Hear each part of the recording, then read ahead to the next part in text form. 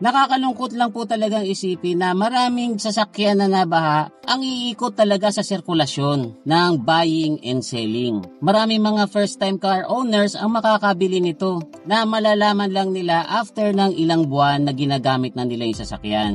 Tapos, mapapagastos sila. Kumisa nga, mas malaki pa yung nagagastos nila kesa sa monthly na hulog ng isang brand yung sasakyan. So, paano po ba natin maiispatan ng isang binibentang sasakyan pag ito ay galing sa baha? Number 1, bago nyo pupuntahan yung sasakyan na bibili nyo, i-check nyo muna po kung yung lugar ba na yon ay dating binaha or recently binaha.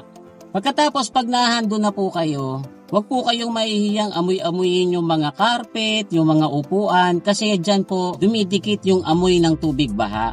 Kung maihaangat nyo po yung carpet or kaya naman iusod nyo yung mga upuan, tingnan nyo kung madaling na iusod kasi madalas napapasakan po yan ng mga dumi na galing sa baha kaya mahirap iusod.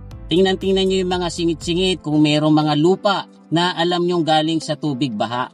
Ako nga po, kumisa hinahata ko pa ng buo yung seatbelt. Tinitingnan ko po yung hanggang dulo ng seatbelt. Kasi kumisan po nakakalimutan nilang linisin yon. Doon ko po nakikita na nakapangat yung mga dumi na galing sa baha. Tapos, buksan nyo rin po yung trunk, tingnan nyo yung mga serbang gulong, tingnan nyo yung mga naka-expose na tornilyo, kung meron bang mga kalawang. Tingnan nyo rin po doon sa mga headlights, kung may linya ng tubig doon sa may salamin niya. Kasi naiistakan po ng tubig yon. Kuminsan ang ginagawa po nila para mabilis matanggal yung tubig, binubutasan nila ng maliit na butas sa may ilalim ng headlights. Kaya hindi na po natatanggal yung linya ng na-stuck na tubig. Pag may nakita kayong butas na maliit, ibig sabihin po dati yang na-stuckan ng tubig. Ngayon guys, konting tip lang para hindi malubog sa baha ang sasakyan nyo.